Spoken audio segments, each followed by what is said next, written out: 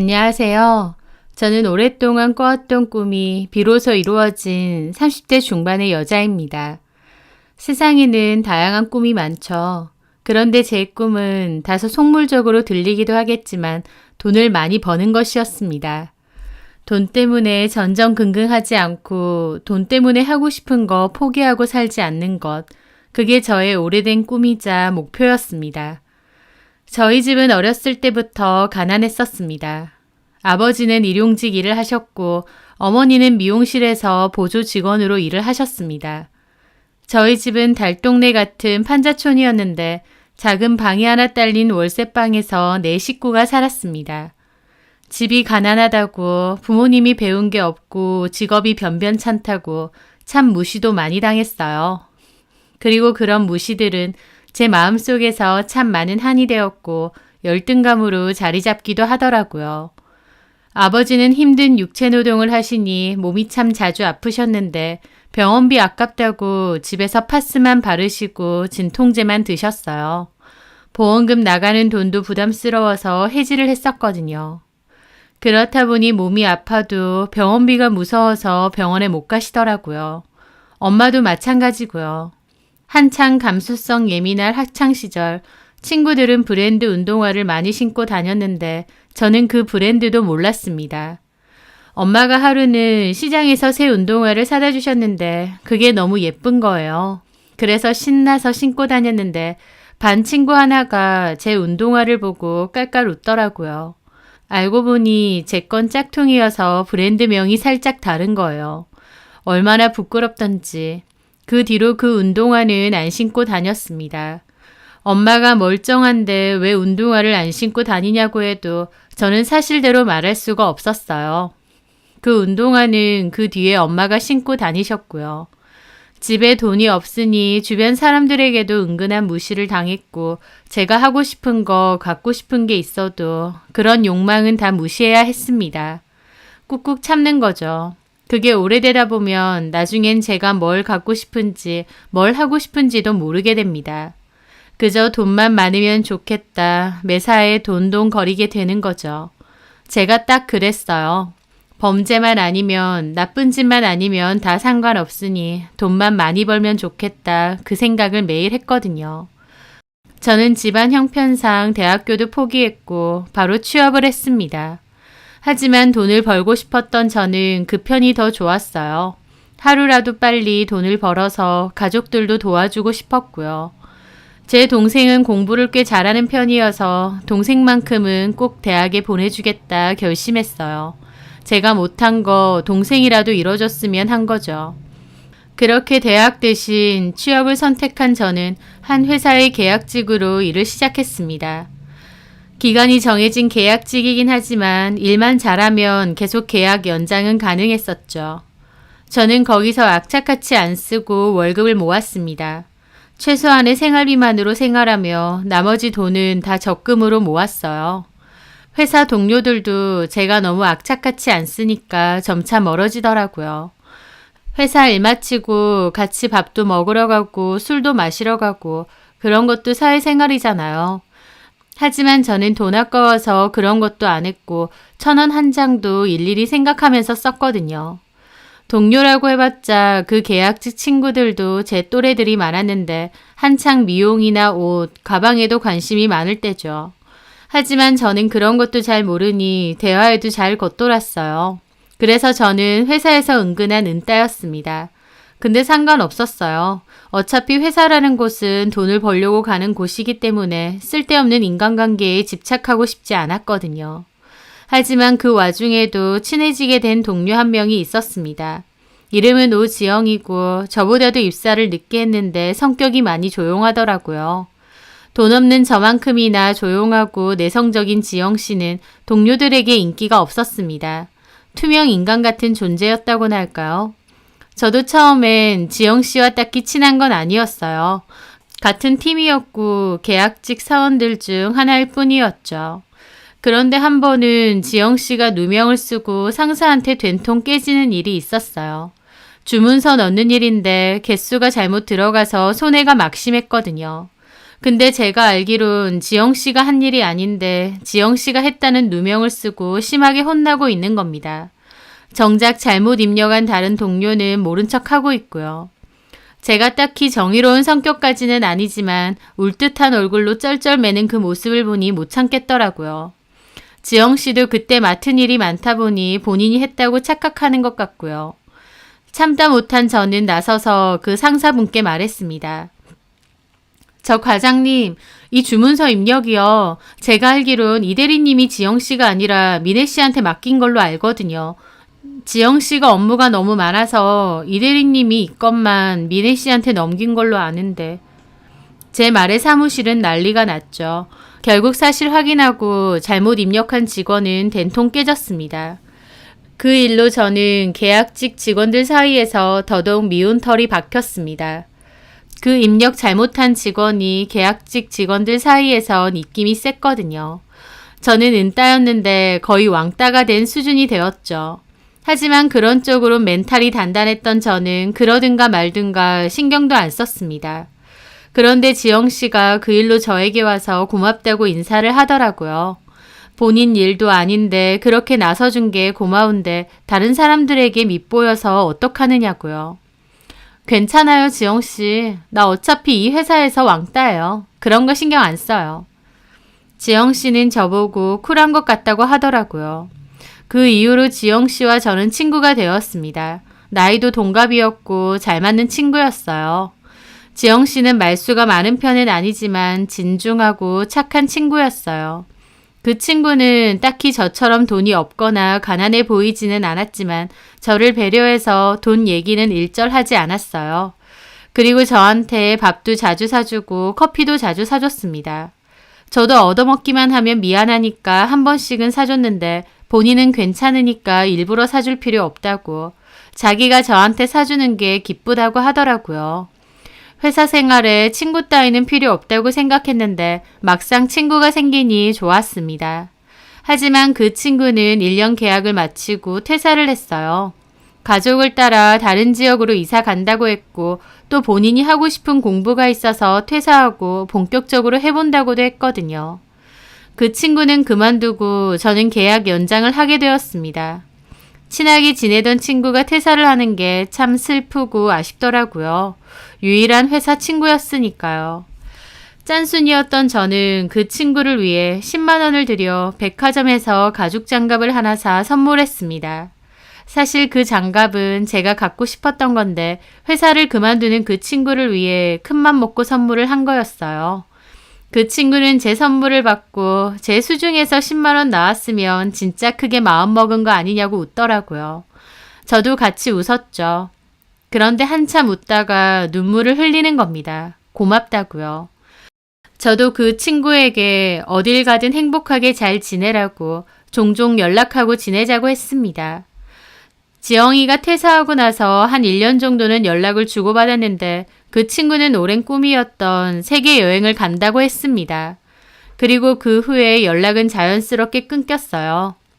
퇴사 후에 여행도 다니고 본인 공부도 열심히 하는 그 친구가 자랑스럽고 멋지더라고요. 저는 여전히 그 회사를 열심히 다니고 있었고 또 연애도 했습니다. 회사 과장님이 소개해준 사람이었는데 저랑 성향이 비슷하대요. 알뜰하고 헛돈 안 쓰고 엄청 착실한 청년이라고 했습니다.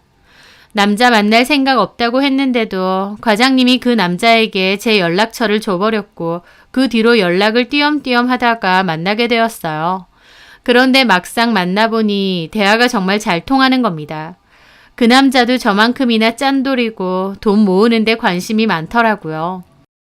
얘기를 나눠보니 그 남자도 집이 그렇게 여유롭지는 않았고 돈을 많이 벌고 싶은 욕심이 큰 사람이었습니다. 서로 가치관도 잘 맞고 성향도 비슷하고 저와 그 남자는 운명처럼 서로에게 빠져들었죠. 저는 그 남자와 1년 정도 연애를 했고 결혼도 하게 되었습니다. 비슷한 형편의 두 사람이 만났고 별다른 문제는 없었어요. 좀 걸리는 게 있었다면 신우였습니다. 신우는 병원 코디네이터로 일하는데 짠돌이인 남편과 달리 사치도 심하고 허영심도 꽤 많은 편이었어요. 무엇보다 싸가지도 엄청 없었죠. 그런데 남편 하는 소리로는 신우가 만나는 남자들은 다 사짜 직업이거나 아니면 돈이 엄청 많다는 거예요. 신우는 얼굴이 꽤 예쁘고 피부나 몸매에 월급을 다 투자할 정도로 관리를 많이 했습니다. 100만 원 들여 필라테스 개인 레슨 받고 피부 관리샵 다니고 틈틈이 미용주사 맞으러 다니고 머리도 2주에 한 번씩 관리하고요. 신우는 왜 그렇게까지 무리해서 관리를 했냐고요? 부잣집 남자 만나서 결혼할 거라는 게 목표였거든요. 그리고 시부모님도 남편도 신우가 그렇게 할 거라고 믿어 의심치 않았습니다. 그걸 옆에서 지켜보는 저는 좀 웃겼어요. 신우 본인 능력으로 잘 돼서 가족들 건사하겠다는 게 아니라 부자 남자 만나는 게 목표고 가족들도 그걸 바라고 있었으니까요. 제 상식으론 좀 이해는 안 됐지만 어쨌든 제가 돈이 많은 걸 꿈꾸듯 신우도 돈 많은 남자와 결혼을 꿈꿀 수 있다고 생각했습니다. 그것까지는 알겠는데 신우는 기본적으로 싸가지가 너무 없고 새언니인 저한테도 엄청 싹퉁 바가지처럼 잘 굴었어요. 남편과 저를 싸잡아서 돈 한 푼에 벌벌 떠는 부부라면서 깔깔거리고 웃은 적도 있고요. 제가 들고 다니는 에코백 보고 구질구질하다고 자기 안 쓰는 가방 하나 주겠다고 한 적도 있습니다. 저는 됐다고 이것도 충분하다고 했는데 언니 가방에 구멍 나겠어요. 에코백이라고 진짜 에코하게 쓰시네. 나 안 쓰는 가방 많으니까요. 하나 줄게요. 그거 메고 다니면 안 쪽팔리나? 그리고 언니 웬만하면 옷 좀 사 입어요. 어떻게 만날 때마다 같은 옷이에요? 빨기는 빠는 거예요? 신우가 저렇게 싸가지 없게 말하는데도 시부모님이고 남편이고 누구 하나 말리는 사람이 하나 없었습니다. 저도 속 부글부글한 거 참으며 그랬죠. 어련히 알아서 깨끗하게 잘 입으니까 걱정 말아요. 언니, 뭐 때문에 그렇게 아등바등 살아요? 티끌 모아봤자 티끌이에요. 그것도 모르나? 너는 티끌이라도 있니? 라는 말이 목구멍까지 차오르더라고요. 정작 본인은 치장하는데 월급 다 털어쓰고 한 번씩 카드론 대출도 받거든요. 그런 주제에 열심히 아끼며 사는 사람 조롱하고 비웃는 거였죠. 진짜 개념도 없고 싹수도 없고 그래서 저는 신우를 별로 안 좋아했습니다. 제가 한 번은 남편에게 아가씨가 나한테 저런 식으로 함부로 말하면 자기가 한마디 해 라고 따진 적이 있습니다. 가만히 있는 남편이 더 얄미웠거든요. 그런데 남편은 장난 갖고 그래. 새언니한테 구질구질하다고 하는 게 장난이야? 걔 원래 성격이 그래. 솔직하고. 저 성격으로 사회생활하는 게 신기하다. 참나. 자기야, 내 동생한테 질투 느껴? 질투? 그래. 예쁘고 인기 많으니까 질투라도 느끼냐고. 쟤 원래 말투가 통통 튀는 애야. 그냥 그러려니 해. 그리고 지가 보기엔 그렇게 느낄 수도 있지. 지금 만나는 남자도 치과 의사라고 했던 것 같은데 잘 되면 우리도 콩고물 떨어지겠지. 그 말에 저는 코웃음 쳤습니다. 치과 의사한테 받아먹을 콩고물이 뭔데. 그리고 그 콩고물 당신이나 실컷 받아드세요. 남편은 자기 여동생이 부자 남자에게 시집갈 거고 자기도 그 덕을 좀 보겠다는 이상한 심리가 있었습니다.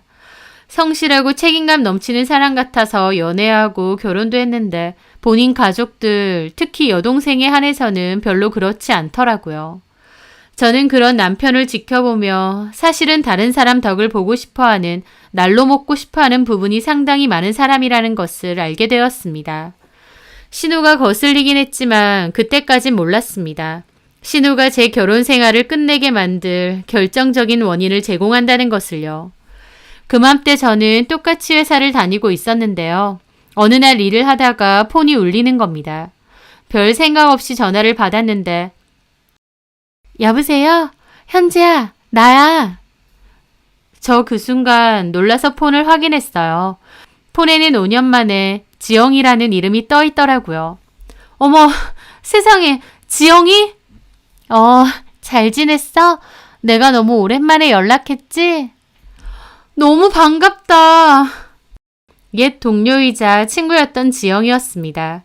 오랜만에 옛 친구 목소리를 들으니 너무 반갑더라고요. 지영이는 시간 나면 한번 볼 수 있느냐 했고 그날 퇴근하고 만나기로 했어요. 일을 하는데 지영이 생각이 머릿속에서 떠나지를 않더라고요. 반갑기도 했지만 솔직히 한편으론 오랫동안 연락이 없다가 갑자기 연락이 온 거라 걱정도 됐습니다. 왜 그런 거 있잖아요.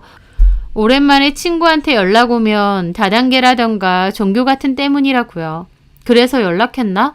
하지만 설령 그렇다 해도 한 번은 보고 싶더라고요. 그렇게 퇴근하고 회사 근처에 찾아온 지영이를 만나게 되었어요. 머리 스타일이 바뀌긴 했어도 지영이는 여전히 비슷하더라고요. 저희는 5년 만에 만났지만 마치 어제 헤어진 것처럼 스스럼 없이 반갑게 이런저런 얘기를 주고받았습니다. 중간에 아예 연락이 끊겼기에 제가 결혼한다는 사실도 지영이는 몰랐어요. 제가 결혼했다고 하니 놀라더라고요. 서로 뭐하고 지냈는지도 얘기했는데 지영이는 예전부터 꿈이었던 세계 여행을 갔었고 그러다가 배우고 싶은 공부가 생겨서 거기서 몇 년 머물렀다고 했습니다. 멋있다. 근데 그렇게 지내려면 돈도 꽤 필요했을 텐데 너 은근히 금수저인가 보다. 아니야. 내가 무슨 그냥 뭐 이래저래 번 게 있어서. 그렇구나. 너 시간 되면 이렇게 한 번씩 보자. 나야 좋지. 그렇게 헤어지려는데 지영이가 집에 데려다 준다고 하더라고요.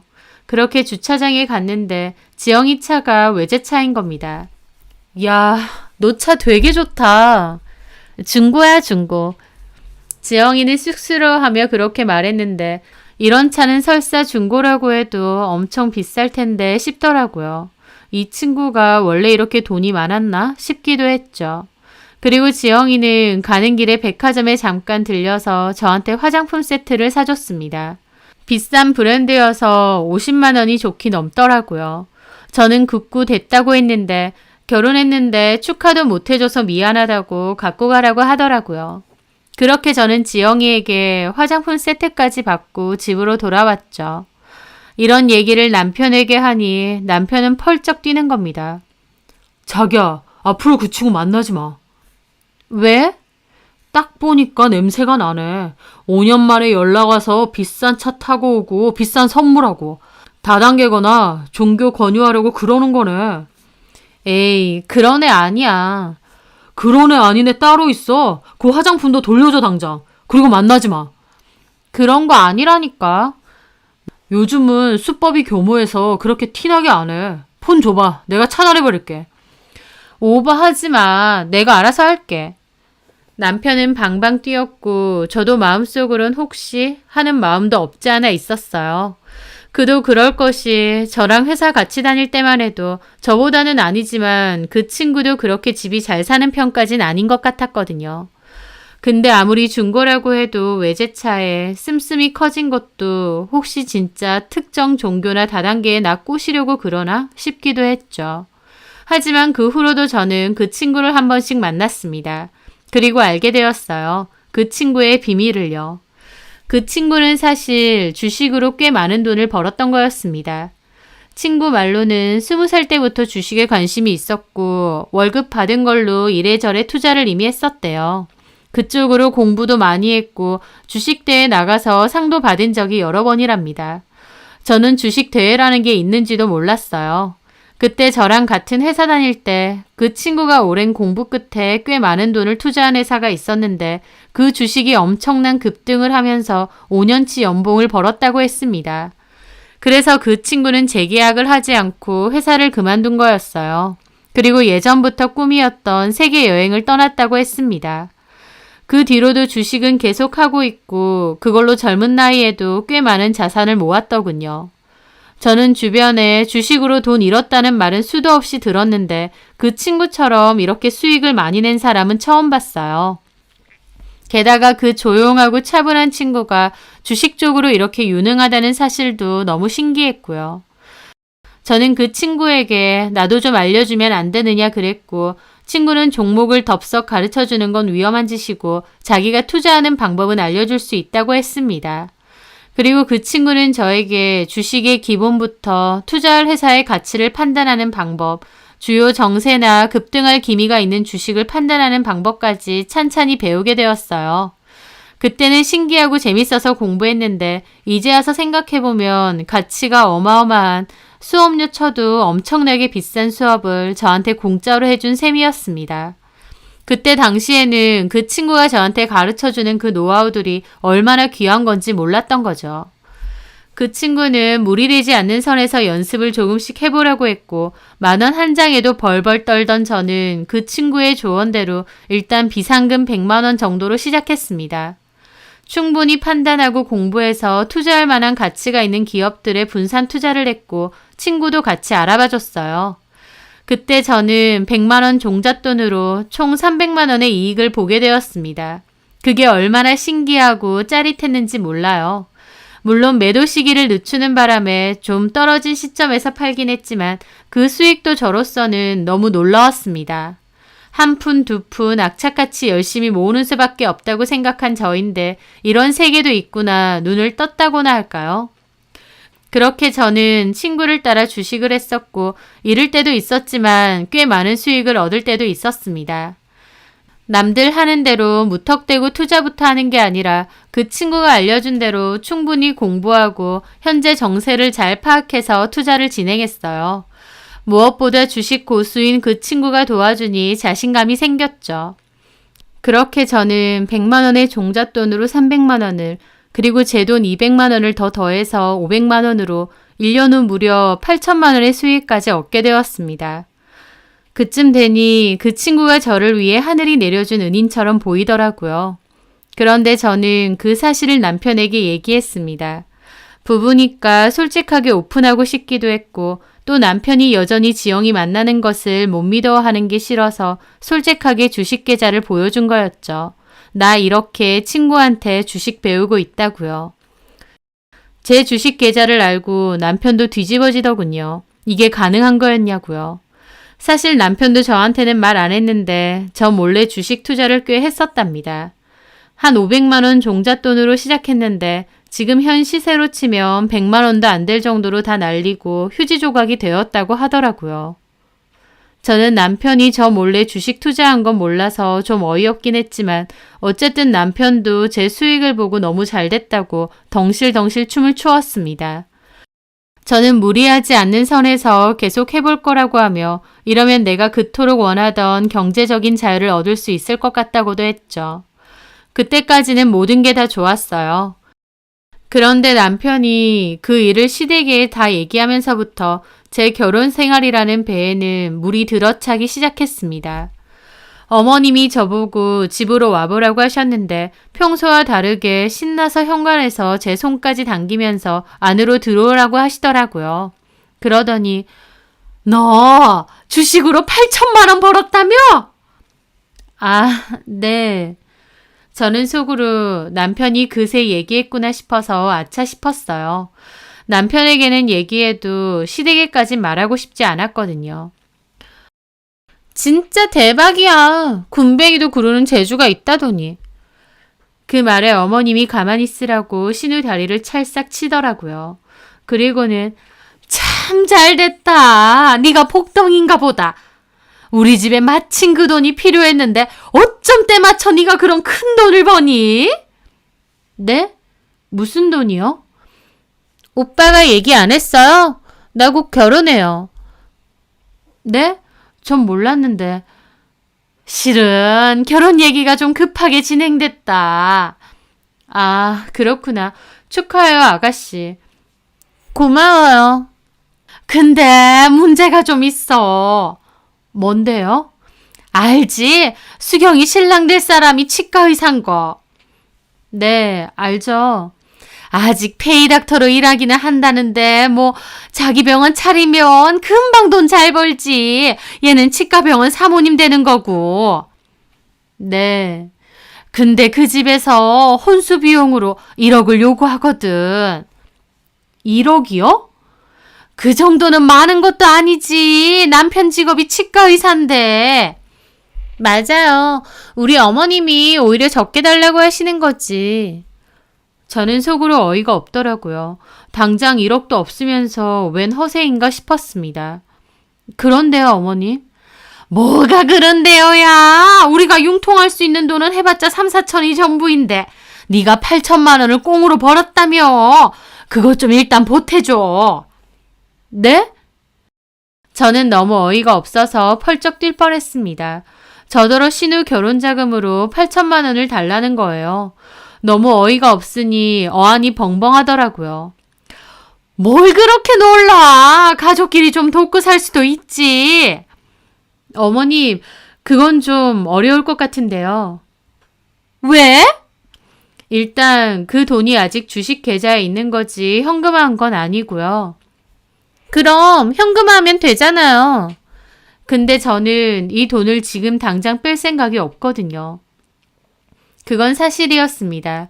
지영이가 그 회사 거는 주요 이슈 때문에 급등 가능성이 있으니까 일단 빼지 말고 좀 지켜보라고 했거든요. 하지만 제 말에 신우와 어머님 표정이 엄청 안 좋더라고요. 아니, 돈을 벌었으면 빼야지 뭔 소리 하는 거야. 언니, 주기 싫어서 그런 거 아니에요? 저 그 말에 기분 나빠서 말했습니다. 아니, 근데 왜 그걸 당연하게 저한테 달라고 하세요? 저는 일단 제 주식에 손댈 생각이 없고 또 아가씨 결혼 비용인데 왜 제가 내야 되나요? 예, 너 그렇게 말하면 안 되지. 나 섭섭하려고 하네. 그러면서 어머님이나 신우나 저를 잡아먹을 듯이 보는 겁니다. 돈 내놓으라고 으름창 놓고 있는 그 상황이 너무 불편하기도 하고 기막히기도 하고 저는 일단 그럴 생각 없다고 단호하게 거절하고 자리에서 일어나 황급히 시댁을 나왔습니다. 집으로 오면서 곱씹을수록 어이가 없는 거예요. 저 주식하는데 1원 한 장 보태준 것도 없으면서 왜 당연히 수익금을 내놓으라고 하나요? 제가 한 번이라도 신우 결혼자금 제가 나서서 도와준다고 한 적도 없는데요. 말이 나와서 말인데 신우도 저희 결혼할 때 해준 거 없습니다. 7만 원짜리 전자레인지 하나 사준 게 전부예요. 하지만 신우 결혼을 하면 저희는 오빠고 새언니니까 TV 정도는 사줄 생각이 있었어요. 아니면 현금으로 200만 원 정도 줄 생각도 있었고요. 그 정도는 해줄 수 있지만 8천만 원을 꽁으로 그냥 달라니요. 이건 진짜 아니잖아요. 그런데 집에 오니 남편까지 닥달하는 겁니다. 자기야, 우리가 수경이 좀 도와주자. 대출까지 받아서 도와주는 건 좀 아닌 것 같고 자기가 갖고 있는 돈 좀 빌려주자고. 아니, 우리가 대출을 왜 받냐고. 아가씨 결혼하는데. 내가 오빠잖아. 실은 수경이가 카드로는 많이 써서 신용 등급도 낮고 대출 못해. 엄마 아빠도 이미 집하고 차 때문에 대출이 많이 돼 있는 상태고. 그래서? 그럼 나밖에 못 도와주는데 굳이 못하러 이자 내면서 대출을 해주겠냐고. 당신 계좌에 돈이 떡하니 있는데. 잠깐만. 지금 말이 안 통하네. 내 말은 아가씨가 시집가는 건데 대출이고 내 주식 수익금이고 우리가 왜 돈을 해줘야 되냐고. 제 말에 남편도 정색을 하더라고요. 가족끼리 그렇게 말하면 안 되지. 가족이라고 해서 우리는 뭐 받은 거 있어? 우리 집엔 돈이 없었잖아. 그리고 그렇게 치면 처가에선 받은 거 있어? 그러니까 우리 서로 양가에서 받은 거 없고 우리 힘으로 결혼했어. 그럼 아가씨도 알아서 할 것이지 왜 우리가 도와주냐고. 내가 오빠니까 도와주고 싶으니까. 그리고 잘 생각해봐. 내 동생 아무 남자한테 가는 것도 아니고 치과 의사라잖아. 지금이야 페이닥터로 일하고 있지만 본인 병원 차려봐봐. 그깟 돈 우습게 벌어. 우리도 나중에 덕 볼 게 한두 개겠어? 전에도 말했지만 아가씨 남편이 치과 의사인데 우리가 무슨 덕을 보는데. 뭐 스케일링 공짜 그런 거? 됐다 그래. 그런 거 그냥 내 돈으로 해도 돼. 와, 자기 진짜 이기적이다. 돈 좀 벌었다 이거야? 뭐라고? 내가 이기적이라고? 그래, 돈 좀 벌었다고 가족이고 뭐고 모른다 이거지. 내 동생 그 돈 없으면 시집 못 가. 자기는 내 동생이 돈 없어서 결혼 못했으면 좋겠어? 내 동생이 불쌍하지도 않냐? 하, 뭐가 불쌍해. 사랑하는 남잔데 1억이 없어서 결혼 못한다잖아. 저는 들으면 들을수록 이게 무슨 개벽다귀 같은 논리인가 했습니다. 아니, 그렇게 사랑하는 여자면 아가씨 남자친구도 1억 없어도 아가씨랑 결혼하겠다고 해야 되는 거 아니야? 왜 굳이 1억을 갖고 오래? 사회적 체면이라는 게 있잖아. 우리 집에서도 치과 의사 사위 보는데 공짜로 볼 순 없는 거고. 또 그 시댁에서 그렇게 원한다잖아. 아가씨 돈 있어? 없으니까 이러지. 그럼 결혼 못하는 거지. 뭐라고? 남편의 얼굴이 벌개져서는 자리에서 벌떡 일어나더라고요. 와, 이런 식으로 나온다 이거지? 정말 실망이다. 사람보다 돈이 더 중요하다 이거네. 그래, 당신 어떤 사람인지 잘 알겠다. 남편은 그렇게 화났다고 자리를 박차고 나가버리더라고요. 저는 너무 벙쪘죠. 저한테 맡겨놓은 돈 돌려달라는 것도 아니고 왜 제 돈을 자기들 마음대로 달라고 하고 또 못 준다고 하니 제 탓하고 화를 내나요? 남편도 시댁 식구들의 생각도 도저히 이해를 못하겠더라고요. 저는 솔직히 그러고 한바탕 했지만 제 의사를 전했으니 그쯤 할 줄 알았습니다. 근데요, 아니었어요. 시댁 식구들 그때부터 본격적으로 저를 닥달하고 비난하기 시작하더라고요. 돈이 나올 때까지 저를 말려죽일 셈이었죠. 지금 수경이 난리도 아니다. 이 결혼 못하면 확 죽는다고 그래. 둘이 그렇게 사랑하는데 그깟 돈 때문에 이렇게 해야겠니? 저는 진짜 혈압이 올라서 쓰러지겠더라고요. 아니 어머니, 왜 저한테 자꾸 그러시냐고요. 네가 돈이 있으니까. 그럼 돈 있다고 자랑을 왜 해? 제가 언제요? 네가 경수한테 말했다며. 주식으로 돈 좀 벌었다고. 따지고 보면 네가 착실하게 일해서 번 돈도 아니고 갑자기 돈벼락 맞은 거잖아. 그러면 좋은 마음으로 신우 좀 도와줄 수도 있지. 너 심보 그렇게 쓰는 거 아니다. 벌 받아. 그렇게 뭐라고 할 땐 언제고 또 나중에는 전화해서 회유를 하는 겁니다. 언니가 그 돈 좀 해주세요. 그러면 나중에 결혼하고 나서 싹 다 갚아드릴게요. 네? 언니 부탁해요. 하며 어르고 달래고 저한테 돈이 나오게끔 쥐어 짜대는 겁니다. 어머님이고 신우고 남편이고 돌아가면서 저한테 돈 내놓으라고 쥐어 짜대는데 저는 그맘때 스트레스 때문에 원형 탈모가 생길 지경이었습니다. 주식으로 8천만 원이나 벌어서 세상을 가진 것처럼 행복한 것도 잠시, 시댁 식구들은 제가 돈을 안 내놓으니 천하의 죄인 취급하며 닥달을 하더군요. 진짜 미치고 팔짝 뛰겠더라고요. 저는 못 드린다고 몇 번이나 거절했고 남편은 그런 제 모습에 서운하다고 길길이 날뛰다가 집까지 나가버렸어요. 아마 시댁에 간 듯 했죠. 한 3, 4일 있다가 다시 슬그머니 돌아오긴 했지만요. 그런 과정에서 저도 화가 머리끝까지 나더라고요. 내 돈 가지고 왜 저러나 싶고 남편도 시댁 식구들도 진절머리가 났습니다. 그리고 하필 그맘때쯤 제가 갖고 있던 주식도 가치가 점점 하락하기 시작했어요.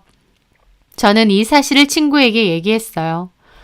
내가 지금이라도 팔아서 결혼 자금 줘야 되는 걸까? 하루에도 몇 번씩이나 전화해서 괴롭히니까 진짜 죽겠다. 근데 지금 파는 건 좋은 생각은 아니야. 내 예상으론 지금 개미 털어내기 중인 것 같기도 하거든. 나도 내가 투자한 거 지금 하나도 안 뺐어. 조금 길게 보고 버티면 다시 오를 것 같아. 그렇구나. 근데 네 덕에 돈도 벌고 너무 고마운데 시댁 식구들하고 남편 때문에 미치겠다. 이래서 남편한테 말하면 안 됐나 봐. 어떡하니. 너 너무 곤란하겠다. 너는 어쩌고 싶은데? 솔직히 나도 진짜 정남이 떨어져. 지긋지긋하고. 근데 하도 저러니까 한 5천만 원 정도는 진짜 줘야 되나 싶기도 하고 그래. 그렇구나. 근데 내가 분석해보니까 아직은 팔 때는 아닌 것 같아. 설령 네가 원해서 결혼자금 준다고 해도 그 주식은 냅두고 좀 더 기다리는 게 좋을 것 같거든. 친구는 아직 팔 때가 아닌 것 같다고 했고 저도 딱히 시댁 식구들 등살 때문에 원하지도 않는데 팔고 싶지는 않았습니다. 하지만 하도 남편과 시댁 식구들이 가스라이팅을 해대니까 진짜 대출이라도 해서 얼마라도 해줘야 되는 건가 할 정도였죠. 정상적인 사고 판단이 안 될 정도였거든요. 그 과정에서 남편과 사이가 몹시 안 좋아졌는데 남편은 그걸 다 제 탓이라고 돌리고 있고요. 하나부터 10까지 다 제 탓이라고 하는 겁니다. 저도 점차 지쳐가고 이 결혼이 맞나 싶고요. 그러던 찰나 결정적인 일이 있었습니다. 그날은 주말이었는데 남편과 저는 냉전 중이라서 주말에도 서로 말도 안 하고 있을 때였어요. 저는 친구가 추천해준 주식집 보고 있었는데 갑자기 초인종 소리가 들리더군요. 남편은 엄마네? 하더니 문을 여는 겁니다. 갑자기 연락도 없이 왜 오셨지? 하며 일어나려는 찰나 어머님이 득달같이 달려와서는 냅다 제 뺨을 치시는 겁니다. 저 너무 놀라서 어안이 벙벙했죠. 너 이제 속 시원하니? 제가 너무 놀라서 벙쪄서 보고 있으니 신우도 울었는지 눈이 퉁퉁 부은 채로 저를 노려보더라고요. 왜 그러세요, 엄마? 수경이 결국 형진이랑 헤어졌다. 돈도 안 해오고 차일피일 미루니까 그 집에서 결혼 없던 일로 하재. 그러면서 저한테 소리를 지르더라고요. 이제 됐냐? 이제 속 시원하니? 저 어머님한테 싸대기까지 맞았는데 남편이란 작자는 옆에서 어휴 하고 한숨이나 쉬고 있는 겁니다. 저 그 순간 진짜 도저히 못 참겠더라고요. 남의 돈 내놓으라고 이 난리를 치는 게 강도가 아니고 뭔가요?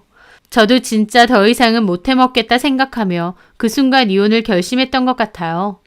그 결심을 한 저는 옆에 있던 신우 싸대기부터 있는 힘껏 날렸습니다. 신우 갑자기 싸대기 제대로 맞고 날아가고 어머님과 남편 입이 뜨악하더라고요. 너 뭐 하는 짓이야?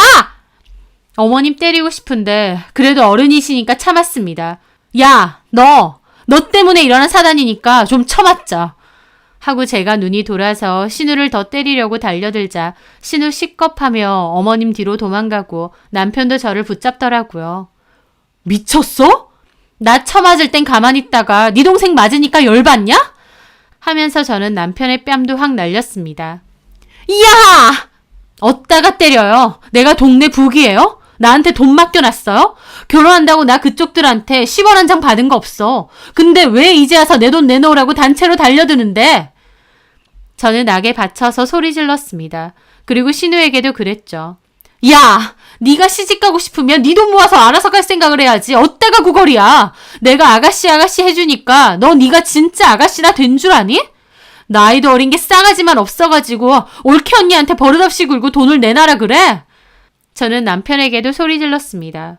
그리고 당신도 똑같아. 너네 엄마가 개념 없고 네 동생이 맛이 갔으면 너라도 정신 차리라고 해야지. 어디서 장단 맞춰서 돈 내놓으라 협박질이야. 내가 돈 버는데 10원 한 장 보탠 것도 없으면서 왜 하루가 멀다 하고 돈 내놓으라고 빚쟁이들처럼 이 난린데. 하고 악을 썼습니다. 저도 참다 터진 거였어요. 제가 미친년처럼 발광하며 소리 질러대니 어머님, 신우, 남편까지 경악하더라고요. 저는 당장 나가라고 물건 던지며 소리소리 질렀습니다. 그 바람에 세 사람 모두 황망한 얼굴로 쫓겨났죠. 저는 시무한테 싸대기 맞은 것도 화나고 사람을 왜 이렇게 피마르게 하나 싶어서 엉엉 울었어요. 그 난리를 계기로 남편은 저에게 이혼하자고 너같이 돈에 미친 년이랑은 같이 안 살고 싶다고 하더군요. 돈에 미친 게 누군데요. 저도 마찬가지라고 끝내자고 했습니다. 너 꼴랑 8천만 원 생겼다고 대단한 부자라도 된 줄 아냐? 웃긴다 진짜. 너랑 너네 집은 그 꼴랑 8천만 원 없어서 나한테 달려들었던 거 까먹었나 보지? 뭐가 어째?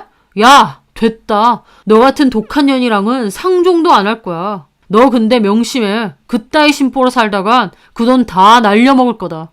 내가 보니까 이미 네가 산 그 주식 돈 엄청 떨어졌던데? 내가 너 때문에 그 주식 덩달아 샀다가 지금 손해가 얼만 줄 알아? 열받아서 어제 다 손절했어. 알고 보니 남편도 저 따라서 그 주식을 샀던 겁니다. 근데 멍청하게도 엄청 고점에서 비싸게 샀는데 갈수록 떨어지니 손해보고 그냥 팔았다고 하더라고요. 남편은 그 주식 그래프를 계속 관찰하면서 저보고도 금방 8천만 원 다 날려먹을 거라고 악담을 퍼붓더라고요. 날려먹어도 내 돈이야. 내가 알아서 할 테니까 신경 꺼. 그렇게 남편과는 이혼 한 해 만에 하게 됐는데 남편 놈이 주식은 결혼하고 나서 한 거니 이혼할 때 재산 분할 받을 거다 하면서 소송을 걸더라고요. 하지만 저는 코웃음 쳤습니다. 애초에 주식 종잣돈 자체가 남편의 돈이나 생활비랑은 상관없는 제 순수한 비상금이었고 또 혼인기간이 워낙 짧아 재산 분할할 이유도 전혀 없었거든요. 오히려 저한테 시댁 식구들과 남편이 계속 돈 내놓으라고 협박하고 전화하고 문자하고 그렇게 닥달한 증거들을 제출했더니 오히려 남편 쪽에서 위자료를 저에게 지급해야 했죠. 그리고 반반 결혼한 거라서 집값도 딱 반 나눠서 정리하기로 했어요. 그때까지도 제 주식은 반등 소식이 전혀 없이 뚝뚝 떨어지고 있었고 남편 놈은 저더러 돈도 잃고 이혼도 했다며 비웃었는데요. 얼마 뒤 세상 통쾌한 반전 상황이 펼쳐졌습니다. 친구의 추측대로 그 주식은 무서운 기세로 반등하기 시작했거든요. 소위 말하는 급등주가 된 겁니다. 제가 넣어둔 8천만 원은 엄청난 수익률을 등에 업고 며칠 사이에 5억 가까이 올랐습니다. 몇 개월 동안 계속 뚝뚝 떨어지기만 하더니 무서운 기세로 초급등을 하더라고요. 그게 너무 신기하기도 하면서 한편으론 왈칵 무섭기도 한 거예요. 주식이라는 게 이렇게까지 급락하기도 이렇게까지 급등하기도 하는구나. 내 돈이 엄청나게 불어날 수도 휴지 조각이 될 수도 있구나 확 와닿았다고나 할까요? 어쨌든 저는 친구의 제안대로 그쯤에서 매도를 진행했습니다. 친구 말론 그 후에도 더 오를 수는 있지만 더 놔두면 위험할 수도 있으니 이쯤에서 파는 게 좋겠다고 하더라고요. 저도 친구 말대로 매도를 진행했고 친구 말처럼 한동안은 좀 더 올랐습니다. 아마 냅뒀으면 더 많은 수익을 얻었겠죠. 하지만 정확한 매도 타이밍은 그 누구도 알 수 없고 또 충분히 벌었으니 됐다 싶더라고요. 그리고 얼마 뒤 주식은 정말 다시 급락하기 시작했습니다. 친구의 분석력과 해안이 정말 놀랍더라고요. 저는 그 친구 덕분에 제 월급으로는 상상도 못할 돈을 만지게 되었습니다. 그리고 그 모든 것은 정말 감사하게도 이혼 진행이 막바지일 때 이루어졌어요. 만약 한창 결혼시기일 때 이런 큰 수익을 얻었다면 생각만 해도 끔찍합니다. 시댁 식구들도 남편도 얼마나 개떼같이 저에게 달려들어 돈을 빨아먹으려고 했겠나요. 8천만 원도 그렇게 사람 진을 다 빼놓는데 5억이면 말 다 했죠. 저는 그 친구에게 정말 고맙다고 네가 내 은인 같다고 했습니다. 돈을 벌게 해준 것도 고맙지만 그 거지 같은 남편과 시댁 식구들 본 모습을 알게 해주고 떨쳐내게 해줬으니까요. 친구는 그 옛날에 자기가 곤란한 일을 당했을 때 별로 친하지도 않던 제가 나서서 저를 도와줬던 일을 얘기하더라고요. 저는 기억도 가물가물했던 그때 일을요. 자기는 살면서 그렇게 나서서 자기를 도와준 사람을 별로 못 봤다고 하면서 제대로 말은 못했지만 정말 고마웠다고 했습니다. 저는 제대로 기억도 못하는 그 사소한 일로 그 친구는 저에 대해서 아주 고마운 기억이 남았던 거예요. 그래서 아무에게도 알려주지 않은 그 귀한 투자 정보와 지식까지도 거리낌 없이 저에게 알려준 거였죠. 저는 그 친구가 정말 귀인같이 느껴지고 고마웠습니다. 저는 그 돈으로 친정 가족들과 이사도 했어요. 제가 사는 지역에선 그 돈이면 좋은 아파트에 충분히 들어가고도 남거든요. 주식은 지금도 하고는 있지만 엄청 소소하게 하고 있습니다. 순식간에 5억을 번 게 너무 좋기도 하지만 한편으론 너무 무서웠거든요. 제가 그걸 감당할 수 있을 것 같지가 않다는 생각이 들었고 그나마 모은 돈도 날릴 것 같다는 두려움도 들었고요. 그래서 300만 원 정도로만 제 판단하에서 적당히 하고 있고 예전처럼 무리하게 하지는 않습니다. 참고로 제가 5억을 벌게 된 소식을 알게 된 전 남편은 전화와서 다시 재결합하자, 잘못했다, 우리 좋았지 않느냐 하며 구질구질하게 매달렸어요. 우리 서로 폭력까지 쓰고 악담 퍼부으면서 안 좋게 끝낸 거 까먹었냐고 다시는 연락 말라고 성 그었습니다.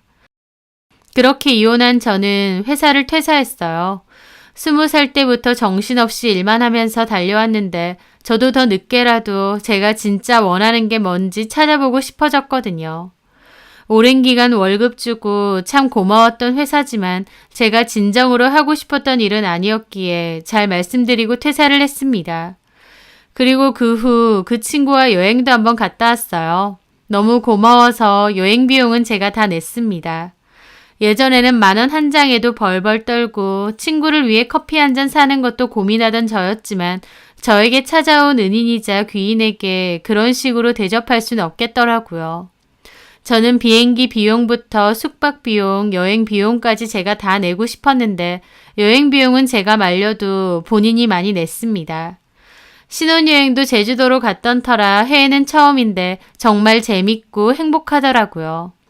앞으로는 돈 버는 것도 중요하지만 제가 원하는 게 뭔지 궁리해보고 제 삶을 좀 더 보듬으며 살아보려 합니다. 그리고 저를 도와준 그 친구에게도 항상 고마운 마음을 잊지 않고 갚으며 살아가려고 해요. 비록 이혼은 했지만 저는 좀 더 자유로워지고 홀가분해진 기분을 만끽하고 있습니다. 그 옛날 제가 냈던 그 사소한 용기, 그 용기로 인해 저는 천군만마 같은 친구도 얻고 제가 그토록 바라던 돈도 얻어보고 무엇보다 제 인생에서 하등 필요 없을 것 같은 전남편과 시댁 식구들까지도 잘 쳐낼 수 있었습니다. 그런 걸 보면 용기 있고 정직하게 사는 것이 당장은 아니더라도 언젠가는 저에게 좋은 영향을 끼칠 수 있다는 생각도 드네요. 여러분도 원하시는 것들 다 잘 이루어지시고 행복하시길 바라겠습니다. 감사합니다.